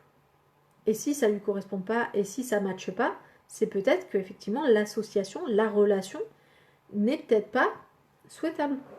Ça dit rien de l'autre, ça dit pas que c'est une personne mauvaise, ça dit pas que c'est un loser ou quoi que ce soit. C'est juste que c'est peut-être pas la personne qu'il vous faut dans le temps où vous êtes. Vous voyez? Mais ça vaut le coup de se faire justement ce temps d'introspection et de pouvoir dire, ok, en fait, si je suis totalement cohérente avec moi-même, je suis pas totalement la meilleure version de moi-même en ce moment, quoi. Je comprends qu'il est pas trop, par exemple, si c'est une baisse de désir ou de relations sexuelles ou des choses comme ça, c'est de dire, ouais, mais en même temps, est-ce que moi-même, tel que je suis là, est-ce que moi-même j'aurais envie de moi-même, quoi. Vous voyez, des fois de se poser ce genre de questions, ça permet aussi de soit se remettre en question, mais par rapport à soi, pas de changer pour l'autre, en fait, de changer par rapport à soi. Si vous vous dites, oui, moi je suis totalement la personne que j'ai envie d'être, je suis totalement cohérente avec ça, si l'autre ça ne lui plaît pas, et bien dans ce cas-là, c'est la relation qu'il faudra remettre en question, pas forcément vous. Mais commencez toujours par vous remettre aussi en question. Enfin, pas forcément commencer, mais à un moment donné, ça peut être une étape super intéressante en fait, plutôt que de commencer direct par questionner l'autre, ensuite éventuellement questionner la relation, et à la fin, vraiment, quand on a tout exploré et qu'il n'y a rien qui marche, on se questionne sur soi, ou alors de commencer directement par se questionner sur soi tout le temps et de jamais remettre en question la relation ou l'autre. Vraiment, le but c'est de questionner aux différents endroits pour voir à quel moment ça peut matcher ou à quel moment ça ne peut pas matcher en fait. Ok, alors j'ai vu. Tic, tic, tic. Oui, le live sera rediffusé dans le sens où à chaque fois je le mets, je le publie en fait. Donc tous les lives, là on est au live 15, tous les lives sont sur le groupe, ce groupe-là. Je suis totalement d'accord avec ça et rassurer que la jalousie soit pas forcément mauvaise. Ben oui, encore une fois, un peu de jalousie dans le couple pour le désir, ça peut être tout à fait intéressant. Est-ce que lorsqu'on est un ou une empathe hypersensible, qui plus est, on peut être un aimant à personne avec des troubles narcissiques? Alors encore une fois, c'est pas forcément les personnes empathes qui vont attirer les personnes narcissiques. C'est deux choses un peu différentes. En fait, on retombe sur le triangle victime, bourreau, sauveur. En fait, là, dans ta façon de poser la question. Ouais, on retombe sur le triangle victime, bourreau, sauveur dont j'ai déjà parlé. Et effectivement, quand on se positionne en tant que victime. Alors, le côté hypersensible, en fait, te place d'entrée de jeu dans la posture de victime si c'est quelque chose que tu ressens et que tu n'arrives pas forcément à gérer et que tu n'utilises pas. Si tu commences à l'utiliser, à apprendre à le gérer, à l'accueillir, à l'utiliser, ce que font beaucoup de psychologues, ce que font des médiums, et voilà, on a parlé beaucoup de l'empathie et des médiums la dernière fois, bah, à ce moment-là, quand tu commences à l'exploiter, à l'utiliser, à en faire une force, très souvent tu passes en mode sauveur, c'est-à-dire que tu commences à en faire un super pouvoir, à te rendre compte de la puissance de ce truc-là, de l'empathie et de la compréhension des émotions de l'autre. Là, du coup, tu vas essayer d'aider tout le monde. Mais ça peut être aussi violent, donc tu vas aussi passer en tant que bourreau. Donc ta question-là rejoint ce qu'on a déjà dit sur le triangle victime, bourreau, sauveur, mais si toi, tu la poses de cette manière-là, j'imagine que l'empathie pour toi et l'hypersensibilité, pour l'instant en tout cas, parce que probablement tu ne sais pas encore totalement l'utiliser comme un super pouvoir, du coup ça a tendance peut-être à te mettre en posture de victime. La posture de victime appelle le bourreau et appelle le sauveur. On est vraiment très souvent là-dessus. Voilà, si c'est ton schéma. Oui, il reste sur la page. Ah, merci d'avoir répondu, Audrey. Au cas où je ne l'aurais pas vu, tu as eu raison. Ok, on continue là-dessus. Donc, vraiment, encore une fois, je répète, est-ce que vous-même, vous êtes la personne que vous avez envie d'être dans ce couple-là? Est-ce que vous faites est-ce que vous avez les comportements que vous voulez avoir? Est-ce que vous vous présentez tel que vous aimeriez vous présenter? Est-ce que vous dites ce que vous aimeriez pouvoir dire? Est-ce que vous ressentez ce que vous aimeriez ressentir? Voilà. Quelle place vous prenez? Enfin bref, c'est ce genre de questions-là qu'on va se poser quand on commence à se poser la question de soi dans une relation de couple. Donc là, je vais finir avec la sexualité. Il me reste très peu de temps, mais tant pis si on déborde un petit peu parce que c'est important. Mais il y a déjà des choses qu'on a déjà abordées. Donc la sexualité, déjà, il faut savoir que c'est quelque chose d'inné dans le sens où on est programmé pour avoir des rapports sexuels. C'est pour ça qu'on a toute la machinerie normalement pour pouvoir avoir des rapports sexuels. Ça se met en place au moment de l'adolescence, mais c'est déjà en prémisse dès l'enfance, voire avant. Enfin bref, c'est quelque chose qui se construit dans le temps. Je vous la fais rapide. Mais en tout cas, ce qu'il faut retenir, c'est que la sexualité peut être reliée au couple, mais peut aussi ne pas être reliée du tout au couple. Mais dans tous les cas, nous sommes des êtres sexués, et quand il y a des problèmes de sexualité dans un couple, ils sont de plusieurs ordres. Soit effectivement il y a un décalage dans les représentations de la sexualité et dans les manières dont chacun imagine que cela devrait se passer. Et dans ce cas-là, très souvent, il y a la notion de mettre les choses à plat et dire, ok, en fait, quels sont tes besoins, tes envies, quels sont toi tes besoins, tes envies, est-ce que ça se rejoint ou pas? Parce que des fois, ça se rejoint pas. Si par exemple, il y en a un des deux qui voit la sexualité comme quelque chose qui doit forcément passer par de la violence, de la relation d'emprise et de la notion de pouvoir, et que l'autre est plutôt une romantique, bah, peut-être que ça peut ne pas se retrouver, en fait. Donc, il y a pas de bien ou de pas bien en soi. C'est vraiment de se dire, ok, par rapport à la sexualité, où est-ce que j'en suis? Quels sont mes besoins? Ça demande de se connaître, bien évidemment, de se reconnaître dans ses besoins et de pouvoir les exprimer. Parler de sexualité, c'est quelque chose qui n'est pas forcément très facile.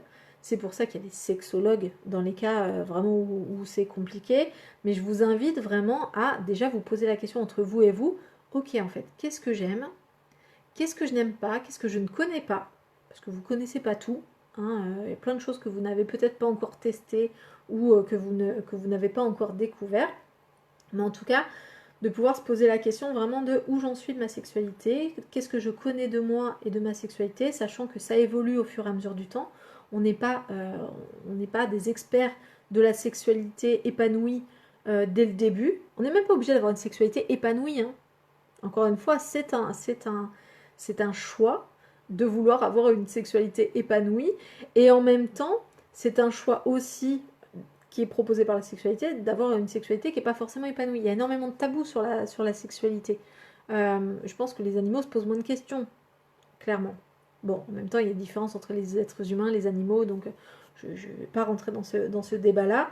Mais en tout cas, il y a vraiment le côté où ça vaut le coup de se poser ces questions. Très souvent aussi, quand il y a des soucis dans la sexualité, dans le couple, c'est par exemple un des deux qui va dire bah moi la sexualité c'est pas mon truc. Alors, le truc de la sexualité, c'est pas mon truc, étant donné que nous sommes tous des êtres sexués, c'est parfois juste une personne qui, soit un, ne se connaît pas, soit deux, n'ose pas exprimer ses besoins. Mais on est très souvent dans ce genre de cas, en fait, où fait passer l'autre avant soi. Donc très souvent, les études ont montré que il y avait très souvent, par exemple dans notre société, une sexualité qui est androcentrée, c'est-à-dire centrée beaucoup sur le plaisir de l'homme par rapport à la femme. C'est les études qui le montrent et dans tous les cas, il suffit de regarder comment sont tournés les films ou même les films qui ne sont pas forcément les films pornographiques, hein, parce que là c'est vraiment extrême, mais les films classiques, on est vraiment sur le fait où finalement le but de la sexualité serait la jouissance de l'homme et les femmes seraient aussi dans ce primat-là, c'est-à-dire que pour elles aussi, c'est la priorité en fait. Très souvent, si on interroge des gens et encore une fois, ce sont des études qui ont été faites dans ce sens-là, en fait, concrètement, il y a très souvent la femme qui n'ose pas en fait ses envies, tout simplement parce que en fait, déjà, elle pense que c'est plus important que l'homme soit satisfait parce que c'est un moyen de maintenir la relation, de ne pas se mettre en insécurité aussi, parfois. Donc, vous voyez que c'est très complexe, en fait, la notion de la sexualité. C'est pas si simple que ça. Mais gardez en tête que de toute façon, ça passera forcément par le fait de vous connaître, vous, si vous voulez vous épanouir à ce moment-là, mais que vous n'êtes pas obligé aussi. Vous pouvez très bien décider que votre sexualité est parfaitement bien comme ça. Il y a même des couples qui décident de ne plus avoir de sexualité et qui vivent très bien comme ça. C'est pas une obligation. Bien sûr, il y a des études aussi qui montrent que une sexualité épanouie est aussi un facteur de bonne santé. Voilà, parce que ça fait fonctionner énormément de choses. On sait qu'une sexualité épanouie notamment une sexualité où par exemple il y a des orgasmes, du coup favorise le bien-être parce que ça fait des grosses libérations hormonales. Encore une fois, nous sommes des êtres hormonaux. Ça renforce très souvent le couple parce que ça vient justement, voilà, la sexualité c'est une expérience relationnelle, c'est une expérience sensorielle parce que ça passe par le corps en général, mais c'est une expérience mentale aussi, donc c'est une expérience qui est vraiment une expérience très complète. Il se passe énormément de choses pendant la sexualité, tout le corps, tout le mental est mobilisé, et du coup ça permet des fois de recentrer le débat. Par contre, si à un moment donné le mental est occupé à autre chose, du coup le mental ne vient pas participer au côté à la sexualité, et du coup ça ne peut pas fonctionner de manière optimale. Mais parfois ça suffit pour les personnes, hein, ça leur convient. Encore que vous avez, il n'y a que vous qui pouvez vous de le déterminer. Il n'y a pas de règle dans l'absolu. Il y a eu très souvent là, ces dernières décennies le côté de l'épanouissement de la femme, beaucoup d'articles sur les orgasmes et tout, et donc énormément de femmes en cabinet. Pour ça, finalement, elles finissaient par m'en parler, qui étaient stressées parce qu'en fait, elles ne savaient pas si elles avaient ressenti énormément de plaisir. Le plaisir, elles le savaient, mais elles ne savaient pas si elles avaient déjà vécu un orgasme ou pas. Et en fait, elles se mettent la pression. Et du moment, tant qu'elles se mettent la pression, elles sont dans leur tête. Et du coup, elles ne peuvent pas ressentir. Et tant que les personnes sont dans le fait de faire plaisir à l'autre, à ce moment-là, elles sont dans leur tête parce qu'elles sont actrices du plaisir de l'autre, donc elles sont dans l'intérêt pour l'autre et elles totalement ressentir du plaisir. Tant qu'on est dans sa tête, on ne peut pas être totalement dans le corps. Vous voyez? Donc, vu que c'est une expérience qui se passe à un niveau mental et à un niveau sensoriel et à un niveau hormonal, c'est important que tout fonctionne bien. Souvent, les gens qui viennent pour des problématiques de sexualité dans le couple, en fait, encore une fois, je vous l'avais dit la dernière fois, mais c'est pas un problème de sexualité forcément. Des fois, c'est juste un problème physique, physiologique, ou un problème en fait. Et des fois, rien qu'en travaillant sur la relation, hop, la sexualité se règle toute seule. Donc, c'est vraiment très important si vous voulez faire durer la vie de couple. Alors, encore une fois, questionnez-vous sur c'est quoi l'intérêt, est-ce que la faire durer pour la faire durer, est-ce que c'est intéressant, qu'est-ce que j'en attends, qu'est-ce que je suis prête à investir dans le couple, ça c'est important.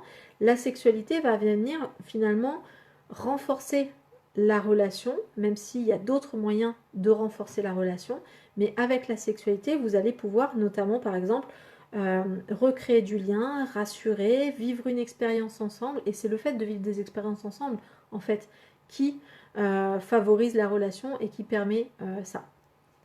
Alors, j'ai vu qu'il y avait des questions.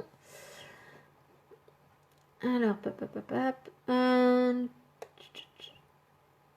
de se questionner sur la personne qu'on veut être dans le couple. Ouais, ça descend trop le débat. Donc, qu'en est-il des personnes qui s'estiment asexuelles? Alors, ça demanderait à être un peu creusé. Je ne suis pas, encore une fois, une spécialiste de cette question-là. Je préfère pas répondre à cette question-là parce que j'aurais peur de dire des bêtises, mais je peux chercher pour demain. Si vous voulez, voilà, je peux regarder puisqu'on va parler de la rupture, donc je peux très bien faire un petit truc avant sur ça. Encore une fois, la sexualité, c'est pas quelque chose de simple. Il faut vraiment dégager la notion de sexualité, de la question de genre et d'identité, et tout ça est relié parce que à la base, c'est la personne, mais c'est des domaines très différents. Donc, du coup, Gabriel a répondu, donc super. Et ouais. Ok, donc j'étais en train de lire la réponse de Gabriel qui donne une indication intéressante. Donc j'espère que ça t'aura un petit peu répondu. Donc encore une fois, la vie de couple, c'est tout un cheminement. C'est important qu'il y ait de la routine et qu'il y ait des choses qui finalement roulent parce que ça va vous sécuriser, ça va sécuriser le couple. Mais si ça roule trop, ça ronronne et à un moment donné, ça peut manquer un peu d'intérêt et on peut se désintéresser de la relation. Un des moyens de relancer la relation, c'est de faire des choses ensemble, donc de ressentir des émotions ensemble, d'être dans le partage de l'émotion, commun, ça peut être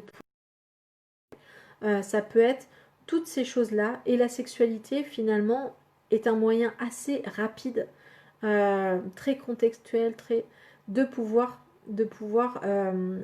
remettre de l'émotion et de l'expérience commune dans le couple. Par contre, quand la sexualité devient une routine, dans ce cas-là, on a le même effet qu'avec les autres éléments de la routine, c'est-à-dire qu'à un moment donné, ça devient moins émotionnel, beaucoup moins stimulant. Ça peut quand même renforcer le côté ocytocine parce que c'est quand même de l'expérience sentimentale et de l'expérience vécue ensemble.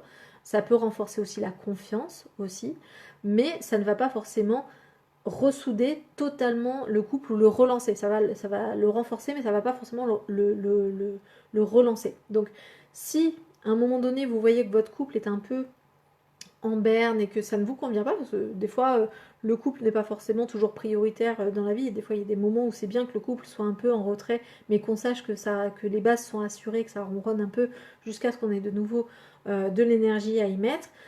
Mais si à un moment donné vous sentez que ça ronronne un peu et que vous vous questionnez, demandez-vous si vous-même vous êtes OK avec vous-même et vous êtes à l'aise avec vous-même, parce que c'est peut-être ça qui joue. Mais si vous voulez relancer votre couple, vous pouvez le faire encore une fois par des activités ensemble, des projets, passer en CDD. Encore une fois, c'est une technique qui est voilà, que moi j'applique. Je ne sais pas s'il y a d'autres thérapeutes qui l'appliquent. Moi, un jour cette technique m'est venue et je trouve qu'elle a beaucoup aidé. Donc ça vaut le coup de le faire, peut-être de se faire aider pour ça s'il y a besoin, ou de cadrer un peu l'idée. Demandez-vous aussi où est-ce que vous en êtes par rapport à votre désir de l'autre. Quelle est votre représentation de l'autre? Est-ce que quand vous le regardez, il y a quelque chose qui vous semble plaisant? Ou est-ce que finalement, c'est plus le cas? Voilà, de quoi vous avez envie? Donc vraiment la notion de désir, elle est intéressante. L'intérêt avec la sexualité et le désir, c'est que le désir, c'est quelque chose qui se travaille. C'est-à-dire que au moins on en a, au moins on va en avoir. Mais aussi, quand on le relance, le désir et la libido, je rejoins la notion de désir sexuel à la libido.